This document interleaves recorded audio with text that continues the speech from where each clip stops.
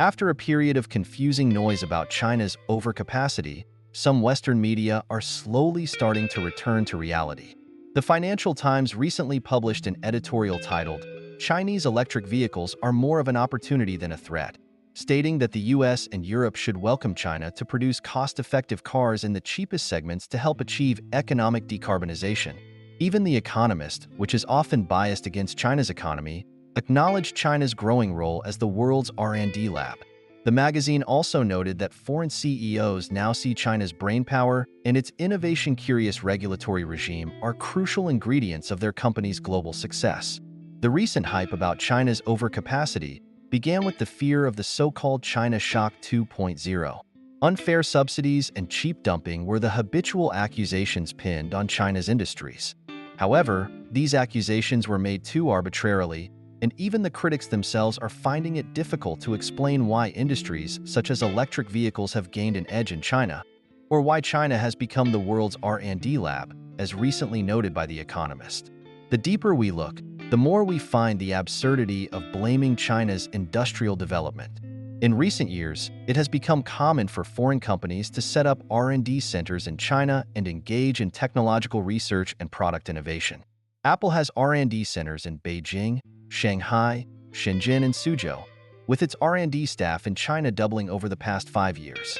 BMW has established its largest global production base and the largest R&D system outside Germany and China. BASF's Innovation Campus in Shanghai is the largest in the Asia-Pacific region and the second largest globally. In February this year, British pharmaceutical company Astro Genica announced plans to transform its Shanghai operations into a global R&D hub. The choice of China as an R&D hub by many Western companies actually reflects the deeper reasons behind China's outstanding performance in the current global industrial innovation landscape. China's industrial development ultimately relies on a large pool of high-quality talent, market competition, innovation capability, and the strategic resolve of sticking to a single blueprint until the end. In terms of talent alone, China produces 7 times more engineering degree holders than the US, 2.5 times more top-tier AI researchers at the undergraduate level, and it is projected that by 2025, China will produce almost twice as many science and technology PhD graduates as the US. Of course, China's industrial development and technological innovation advantages haven't been achieved overnight, but are the result of extensive efforts and accumulation. Since 2000, China's R&D expenditure has increased over 30-fold, with last year's R&D investment exceeding 3.3 trillion yuan. Often, the significant cost advantages that Chinese products achieve in the market far surpass their competitors, and this is the result of full industry chain innovation in a competitive market environment. It is essential to recognize that China has established a robust technological market and a competitive atmosphere.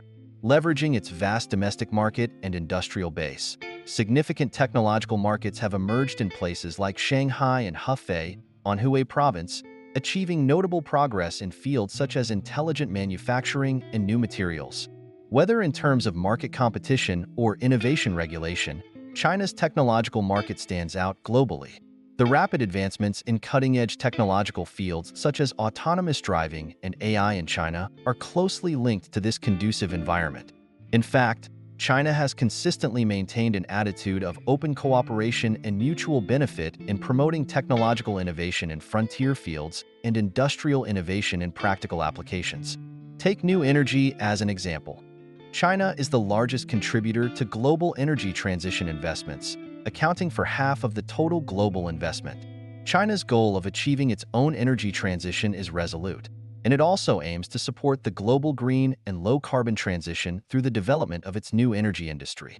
Creating artificial political barriers will not suppress China's development and runs counter to the mainstream understanding in the scientific and business communities, harming the interests of the entire world.